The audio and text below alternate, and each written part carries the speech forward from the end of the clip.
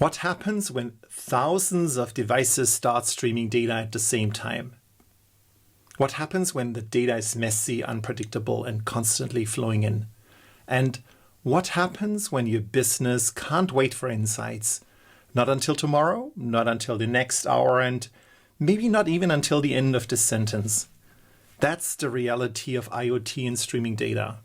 And for years, the answers looked the same.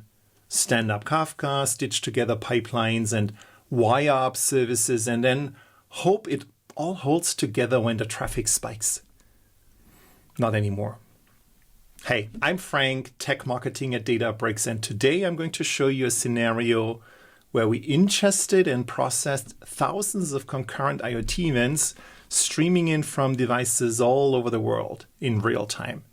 And to show you this at scale, I didn't simulate it, but I deployed it internally at Databricks, and colleagues from across the globe created IoT events with sensors from their own mobile phones.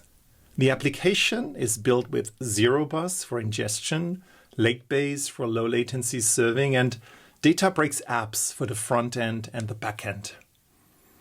No Kafka, no duct tape, and no sleepless nights. In fact, everything you've been seeing on this map since I started talking is the application. It's been running the entire time. And now let me show you how this works.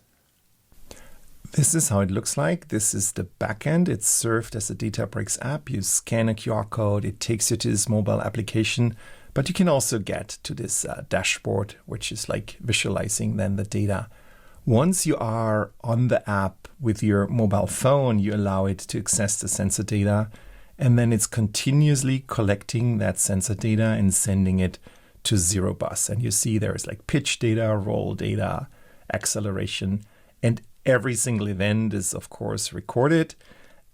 It's counting on the mobile application. You can define the frequency. Do you want to send 1 per second or every 10 seconds an event? So it keeps track of the data rate and the number of events that it has sent to Zerobus. So it's a pretty cool backend. It's running all over the world. So that's the architecture. The mobile application is sending this to this front end, which is using Fast API, which is then sending it to Zerobus. And then in a second, I can show you that Zerobus view, which is visualizing the Zerobus data. The cool thing about this architecture, there is no Kinesis, there's no Kafka in place here. So we don't need to configure a cluster and set up Kafka and define, topics and replication.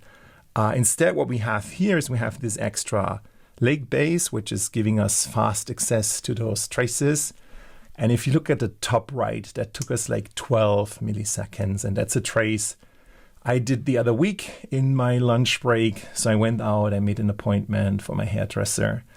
And then I bought a sandwich. And here I was trying to measure the speed and see if the speed measurements make any sense. It's 4.5 meters per second. So that's not really fast, but I was carrying my lunch and then I was slowing down. I walked back here. Every purple dot here is an IoT event that is like generated on the phone and then sent to Zerobus. And you can guess that's Manhattan. Thank you, Nick, for recording that. That's Brazil. All of these, clients sending data at the same time. This is a beautiful trace. Look at the IoT events. Aren't they fantastic?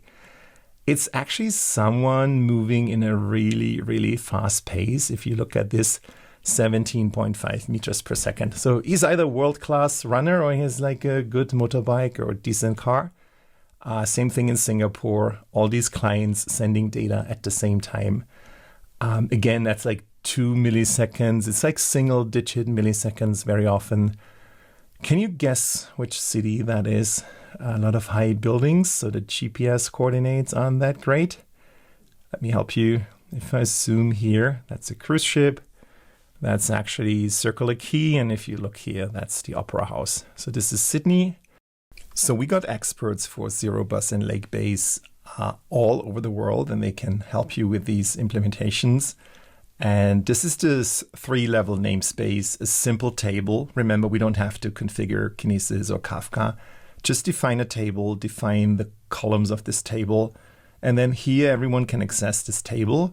That's for read. To write, we need a service principal. I define that service principal here with the CLI.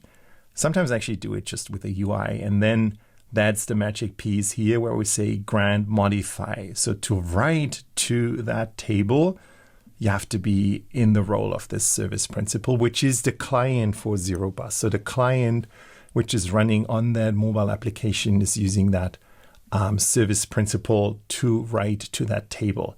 And this is how the magic happens, without Kafka, without a cluster, without topics. And looking into Zerobus, that's part of the backend application that is deployed. You see the data streaming in. So that's literally live data streaming in now from somewhere in the world. You can guess from latitude and longitude. You see also it's two different clients.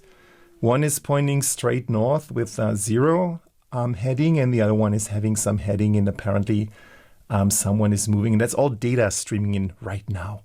So it's live streaming data being persisted in this UC table.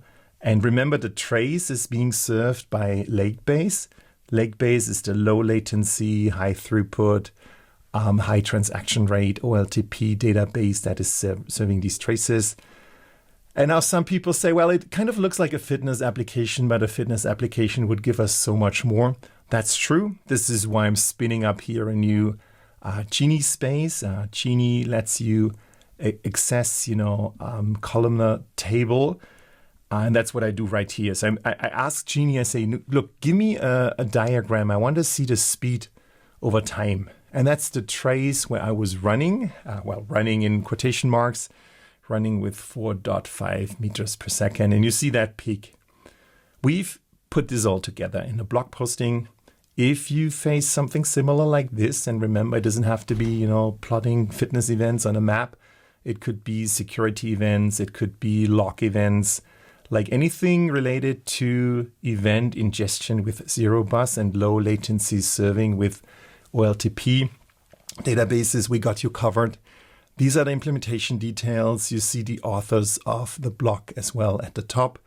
There's different options, how to replicate, how to get this real-time data into Lakebase. They're all described here. So if you're looking into some kind of these implementations, talk to our experts. You're super welcome. My name is Frank, and this is all I had for today. So thank you for joining, and let's talk to you soon. Bye-bye.